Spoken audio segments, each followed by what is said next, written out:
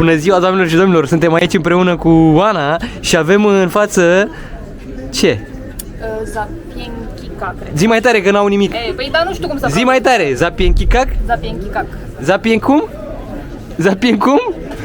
Zapienchicac? Mă, zi odată, mă! Deci avem două tipuri. Suntem în piața...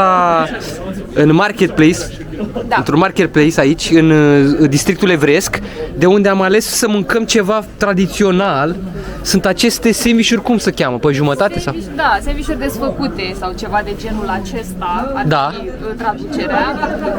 Și, mă rog, se pun tot felul de toppinguri pe ele, carne, brânză, ciuperci, astea sunt de bază. Și pe urmă îți mai alegi un sos. Un sosuleț, ce vrei tu la alegere, de la barbecue, usturoi, maioneză. Sunt multe sosuri, îți alegi muștar. ele, poți să-ți pui chiar mai multe dacă ești fan sosuri. Depinde și ce îți pui, ce cărniță Da. alegi să spui, bacon, chicken breast, chicken piept de pui. Eu am ales unul cu cărnat din ăsta polonez Ăsta de aici, și cu murături. cărnat tradițional polonez, Da. da. Dried, uscat. Da, uscat, cu murături și ciuperci. Cu niște castraveciori, niște ciupercuțe și brânzică, bineînțeles. Și Ăsta? ai mai multe chestii pe aici. Am multe, tot așa, Mozzarella, ai nu știu ce piept, fel de cred că cheese, piept de pui, mozzarella ciuperci și nu mai știu ce. și sos de barbecue, exact. Chestiile astea, deci piața asta, haideți să vă arăt un pic și piața. Asta e piața. Și aici cozile astea sunt de oameni care stau să mănânce zapie canchi din ăsta. E un rotocol, este o piață O de... piață circulară și pe marginea cilindrului sunt tot felul de ușițe din astea cu Gemulețele astea, gemulețe, ghișee unde se vinde doar zapie canchi de ăsta, sandwich din ăsta pe jumătate. Și toată lumea servește aici acest sandwich tradițional și sunt cozi uriașe, pe cuvânt, deci n-am văzut așa. Nu știu dacă toți sunt turiști sau sunt oameni ai locului. Uite să văd acolo clădirile, că suntem încă în zona de Ghitou, încă în zona de, mă rog, district evresc aici. Astea sunt renovate. De jur împrejur, oamenii mănâncă zapiencachi din ăsta. Prețul unui sandwich de ăsta variază între tradițional, care nu prea are nimic, undeva la... Tradițional este doar cu ciuperci și brânză. doar ciuperci și brânză, iar astea cu toppinguri ajung și până la 30 de polonez din ăștia. Iar alea, deci undeva la 20-30 de lei, cam așa, un sandwich din ăsta. Băi, e mare, este acest. Hai să-l gustăm și noi să vedem dacă este, cum este și ce este de capul lui. Nouă ne era o foame eram leșinați de foame. Da. Sper să ne ajungă. Dacă nu mai luăm unul. Jumătate de metru de sandwich. Jumătate de metru de sandwich, efectiv. Efectiv jumătate de metru. Hai să vedem dacă e bun și revenim ulterior cu Da. review-ul, cu recenzia. Revenim, da. Hai, să aveți poftă, luați cu pâinică, dar mai bine luați călăvie. Bun, deci nu ne-a plăcut, pe scurt, cu o baghetă ieftină. Cu niște toppinguri insuficiente, mă rog, cărnat din ăla la mine, ce puțin Uite, arată coada de aici, arată coada. ar fi trebuit să fie mai mult, la fel și brânză mai multă, nu știu, a fost așa, zici că mâncam pâine pe care mi-am uns niște resturi. Da, un sandwich tradițional de aici nu e de... Wow, da, mă rog, ne-am săturat. Era foame rău și... Dar uite cât stă lumea aici la coadă, Da, uite da, cum da, am e făcut nebunie. uite bă, aici cum stau, uite cum stau. Sunt mulți care mănâncă numai de astea, numai sandwich. Pentru că numai de-astea sunt aici. Hai să mergem, avem în față o zonă de... În orice caz, care ce zic ca stele Michelin 0,01, nu știu, n-aș mai mânca. spre 0, da, de acord. N-aș mai mânca. Hai să filmăm un pic în față, să vedem, în față avem un pasaj aici, hai să mergem repejor spre el. Este locul unde s-a filmat o scenă, sau mai multe scene din capodopera lui Steven Spielberg, lista lui Schindler. Uite, asta e pasajul și uite, e tranzitat, destul de tranzitat. Hai să intrăm pe zona asta, e una destul de... Ia uite câtă lume. Hai să intrăm și noi pe aici.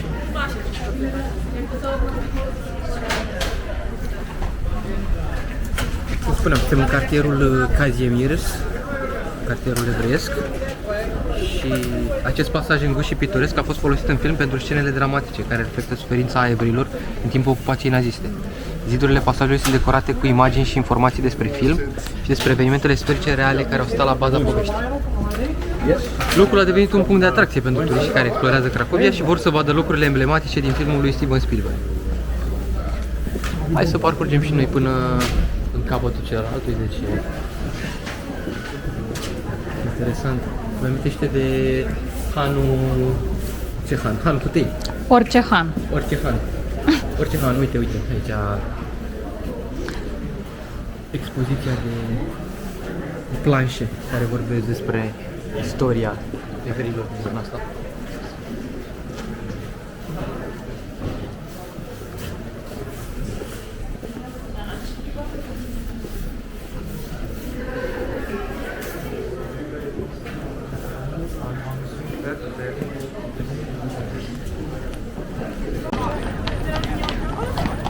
Mergem fix spre centru, iar străduța este chiar asta, străduța care duce spre centru. Hai să mergem. La baza străduței, bineînțeles, străjește dealul împreună cu catedrala și castelul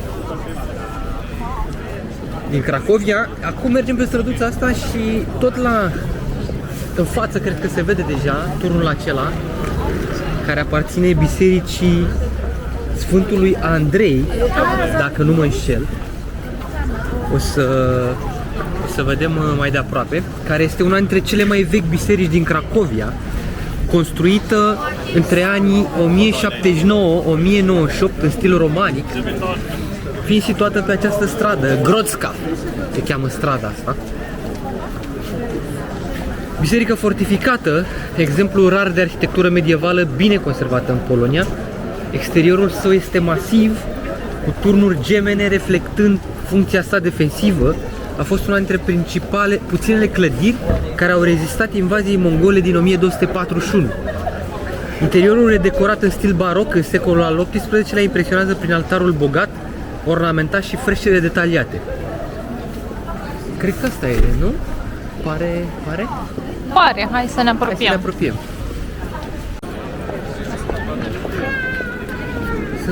Suntem în piața Maria Magdalena. Aceasta este piața, uite și scrie pe clădirea aia. Iar aici se găsesc două biserici. Spuneam de Biserica Sfântul Andrei, pe care o avem în față.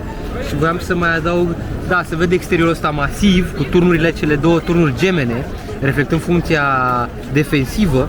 Biserica găzduiește și mănăstirea Ordinului Clariselor, fiind un important centru religios, un loc liniștit încărcat de istorie, oferind o perspectivă fascinantă asupra arhitecturii medievale din Cracovia.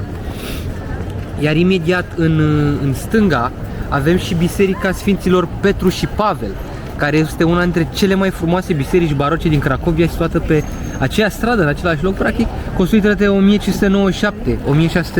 1597-1619 de către iezuiți, fiind prima biserică din Polonia realizată în stil baroc autentic. Fațada sa impunătoare este decorată cu statui ale celor 12 apostoli, iar interiorul impresionează prin frește detaliate și un altar bogat ornamentat. Biserica este renumită și pentru acustica sa excelentă.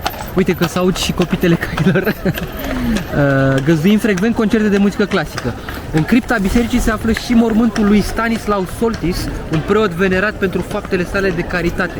Biserica este un loc important atât din punct de vedere religios, cât și din punct de vedere turistic, atrăgând vizitatori datorită arhitecturii sale impresionante și atmosferei sale speciale. Și cred că se poate și vizita, hai să vedem dacă putem să intrăm, și chiar și în Sfântul Andrei, să vedem dacă bisericile sunt practic lipite una lângă alta. Hai să vedem dacă putem intra. Impresionante oricum statuile astea de la intrarea ale celor 12 apostoli. Cred că le-ai prins, nu? Pe cameră. Uite și fațada asta impunătoare, masivă. Uite și o altă perspectivă încolo pentru Biserica Sfântul Andrei. Și exact, și dacă te cobori se vede și piața Maria Magdalena.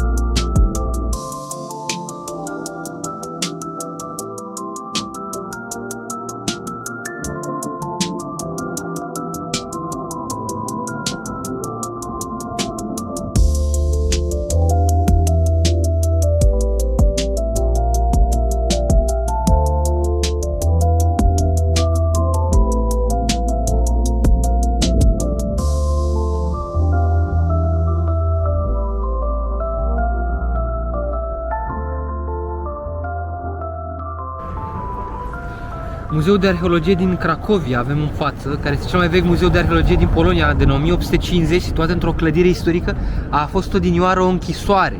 Muzeul găzduiește o colecție impresionantă de artefacte ce descoperă diverse perioade istorice, din preistorie până în Evul Mediu.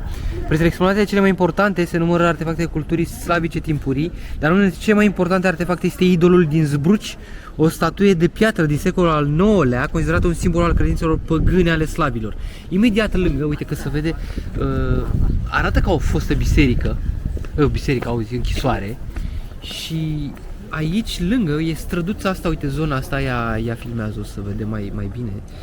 E o zonă care apare faimoasă de altfel pentru că apare și în filmul Lista lui Schindler, cu o celebră scenă de curățarea zăpezii, când în această scenă Oskar Schindler observă de la fereastra sa cum trupele naziste forțează evreii să curețe zăpada de pe străzi.